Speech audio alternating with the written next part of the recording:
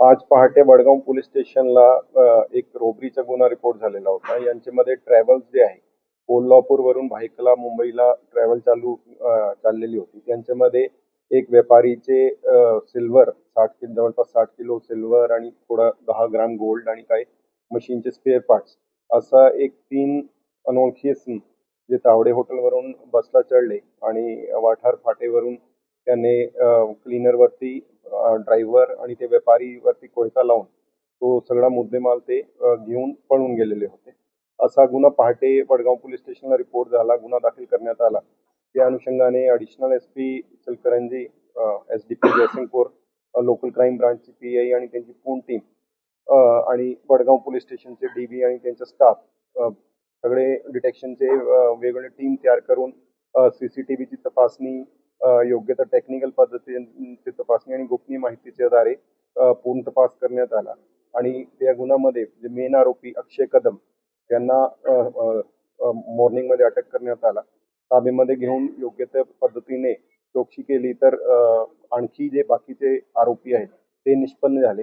आतापर्यंत 7 आरोपी जे आहेत ताब्यामध्ये आहे आणि गुन्ह्यामध्ये गेलेला पूर्ण माल 60 किलो चांदी, 10 ग्राम सोनं आणि स्पेअर पार्ट सगळे 100% ॲज इट इज रिकव्हर करण्यात आलेले आहे. गुन्ह्यामध्ये बाकी जे पाठलाग करत होते 3 मोटरसायकलवरती त्यांचे साथीदार, ते सगळा मोटरसायकल सुद्धा निष्पन्न झाले, ते पण ताब्यामध्ये आहे.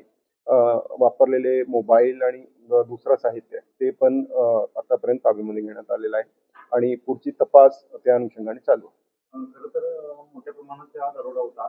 नेमकी याची पार्श्वभूमी नेमकी काय होती? कारण पार्श्वभूमीमध्ये आतापर्यंत तपासामध्ये असं निष्पन्न होतं की बसमध्ये जे क्लीनर होता त्यांना माहिती होती की डेली बेसिसवरती काहीतरी किमती वस्तू जी आहे कोल्हापूरवरून मुंबईला जात आहे.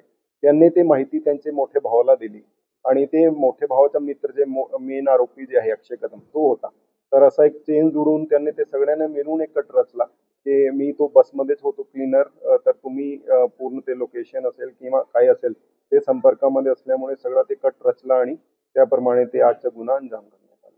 या बसमध्ये राजकीय पक्षी संबंधित कोण व्यक्ती होत्या आणि प्रवासियाचं बहुतेक काही आतापर्यंत काय निष्पन्न होत नाही, कारण पूर्ण जे घटनाक्रम घडलेला आहे ते ड्रायव्हरच्या चॅम्बरमध्ये घडलेलं आहे आणि मध्ये पार्टिशन होती, विंडो होती. जे पॅसेंजर्स आहेत त्यांना तर पुढे जाऊन कळला की असं काहीतरी वाक्य मागे घडलेलं आहे.